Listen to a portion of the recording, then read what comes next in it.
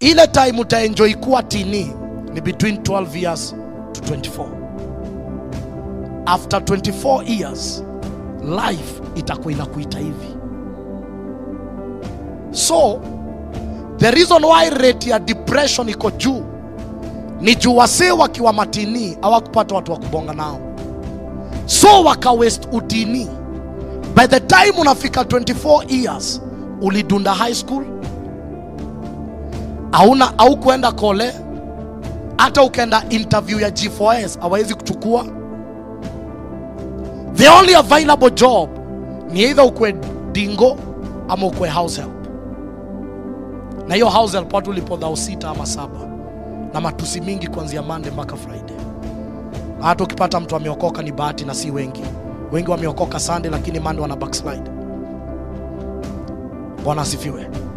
And so by the time unafika 25 years, your life huanza kukuambia kama.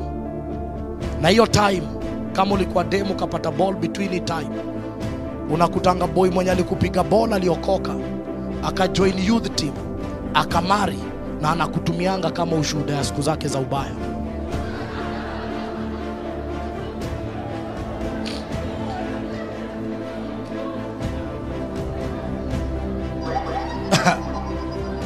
Bwana asifiwe.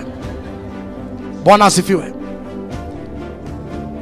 Na huyo boy atapata demana mtoi, amari, na endele na life. Na utabaki ukiwa a mother at a very young age. Na itakuwa ni hivyo. At 25 ndo utakuta watu mulikuwa mnachoma nao gode. Mali safi ende chenchen. Zimenishika yo. Utakuta wewe ulikuwa mnafikiria mko jeshi, lakini geti ya mtaa yenu sika geti ya mtaa yao. Wewe madha yako uchuna kahawa, ule boy buda yake akona connection kwa gava.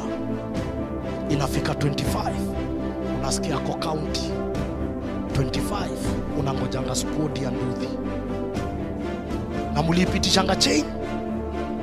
By the time anapiga salasa, maisha imekukalia kuliko stool. Ndo anakupitanga na gari hapo mtaa za county, alafu unapigia mbogi story kuambia ule jamaa tulikuwa tunasoma na yeye. Swali inakuwa maisha yako nini li happen? Ambia beste yako utakuwa ushuhuda wa mtu. Bwana asifiwe. Bwana asifiwe. There is hope beyond the lovey-dovey phase. Don't suffer in silence. Your story matters.